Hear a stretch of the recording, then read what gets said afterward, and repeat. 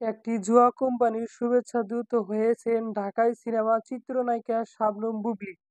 প্রতিষ্ঠানটিতে জুয়ার অ্যাপসের প্রচারণামূলক ভিডিও নিজের ফেসবুক পেজে শেয়ার করেছেন তিনি।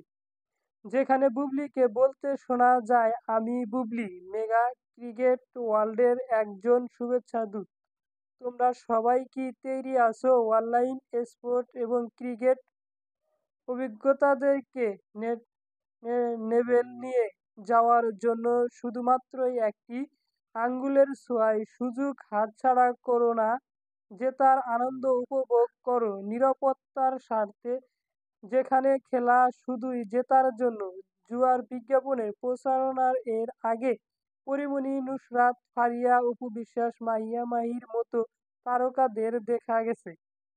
এবার তাদের দলের নাম লিখেছেন বুবলী। প্রথমবারের মতোই কোনো জুয়া কোম্পানির শুভেচ্ছাদূত হয়েছেন তিনি, যে কারণে ভক্তদের সমালোচনা শুনতে হয়েছে এই নায়িকাকে।